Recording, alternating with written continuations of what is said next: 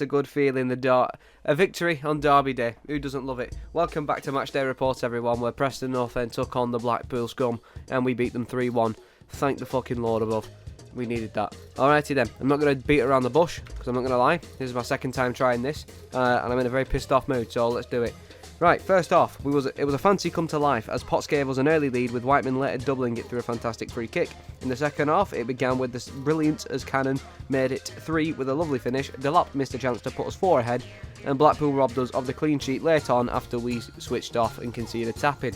However, it's not the end of the world. Let's take a look at the stats, shall we? That's the most important thing. 9 shots to 7 on target. That is the best ratio we've had all season. And it's, even though you could say 9 shots isn't a lot, especially in a game like this, I don't care, because they were decent quality shots, and the fact that 7 of them were on target is a good sign in my eyes. I'd rather have less shots than the opponent, provided there were still plenty of them and a lot of them were on target. Of course, 3 of them went in as well, so what can you complain about? It's fantastic. Good stuff, very good stuff. Right, the player ratings. Let's go through it again, shall we? Right, Woodman an 8. 2 smart reflex saves in the first half to keep the visitors out, and a couple more in the second. Did his job. Story an 8. Assured in possession, helped keep things solid. Saw Brave header tipped over in the first and cleared crosses well. Went to sleep for the Yates goal, but the game was done by them. Lindsay an 8. Led by example in the middle of Preston's back 3 for a majority of the game. Will be disappointed with Blackpool's consolation goal, but decent showing all in all, especially considering he's been out for so long. Hughes an 8, a positive performance from the Welshman who marked his return to the team with a strong display. Cross led to the opening goal and was aggressive in everything he did. Pops an 8, what a moment.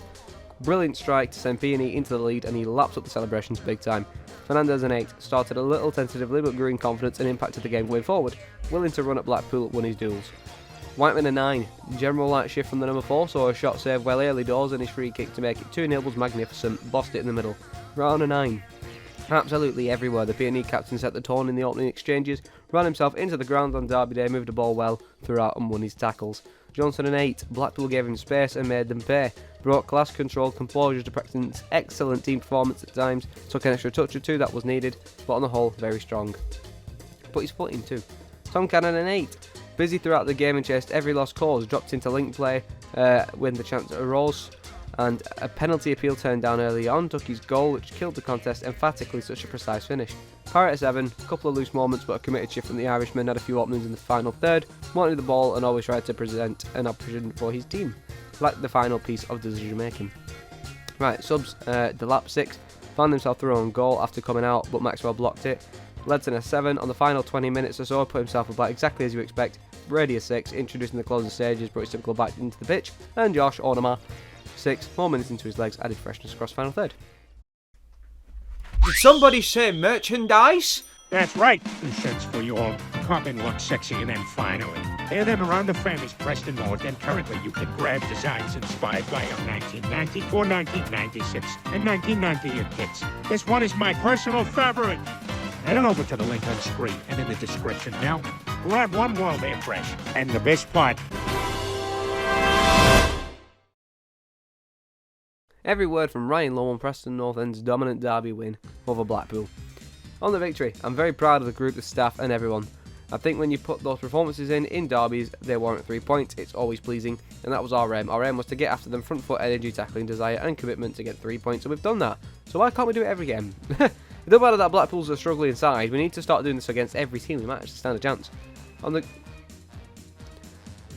the game plan and early goal, it's something we've wanted for a while, isn't it? I thought Potts was fantastic taking his goals, and then later on he was cautious. They made 3 subs, changed it and put a natural winger out there to get at him, hence why we changed. But the game plan was taken into fruition by the lads. We knew what Blackpool were going to try and do.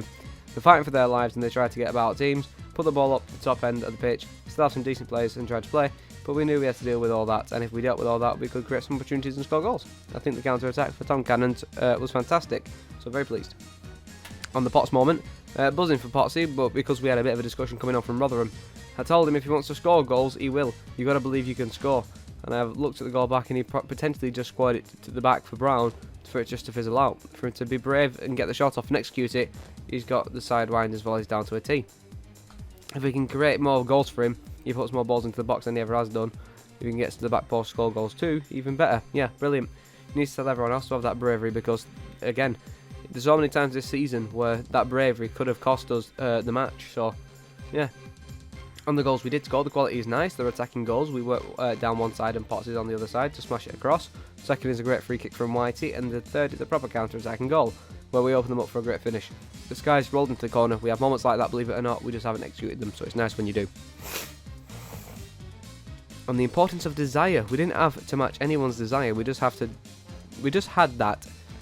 I can't read. We just had to have that about us, knowing that they were coming on to our turf. What we did last season, and for me, it was about what we were doing today. Yeah, we obviously had to respect Blackpool, but the passion and commitment was shown by us for the club, by the fans and everyone associated. We knew we had to put on a performance and get a result. To combine the two of them and get 3 points is pleasing. On the finish, Cannon's finish, it's lovely. It's a nice, delicate touch and roll in. One of my favourite finishes because the keeper is unsighted and can't see. I thought he had a missed opportunity, but he just opened his body and guided it in. The atmosphere, always the best part of the day. Fantastic. In derbies like that, both sets of fans at each other. Our fans were fantastic, weren't they? Once the first goal went in, I think it calmed everyone down. Fans sung their songs, rightly so. Got behind the lads. We asked for the fans to give us that, and they did. And Peony looking comfortable at times. Too comfortable, maybe. Yeah, I don't like it. Taking too many passes because someone is going to nail you and hurt you. We weren't taking the mick or anything, but we were just trying to move the ball quick, but it can be too comfortable. Said to the lads at half time not to think for 1 minute that the game's over. It's important to see it out, and we certainly did. Well, we did know because we did switch off and we did concede, but no. Right, now this is the thing that I'm most excited to look at, because you know it just gets the fire going in your belly, doesn't it? The playoffs. Are these possible? Of course they're possible. 5 points out of the playoffs with 7 games to go, something like that. So yeah, it's more than doable. Don't get me wrong, it's definitely doable. It's just whether or not we can do it. It's a massive, massive push, and whether or not we have the consistency and quality in this team to make the playoffs is a story on its own. But to get to the playoffs and to compete in the playoffs is a whole different story. Because look at the table. Middlesbrough and Luton are almost guaranteed spots. Millwall and Blackburn are punching each other to try and get one of them out. Norwich are trying to break in, as are Coventry and West Brom. And now we're entering that fight as well, so it's anyone's game at the minute.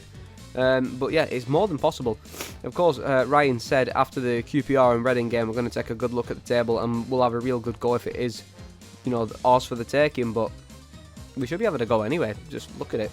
It'd be stupid not to take, you know, the chance to have a go at it. I in my opinion, anyway. But yeah, no, definitely think it's more than doable. Right, points to make.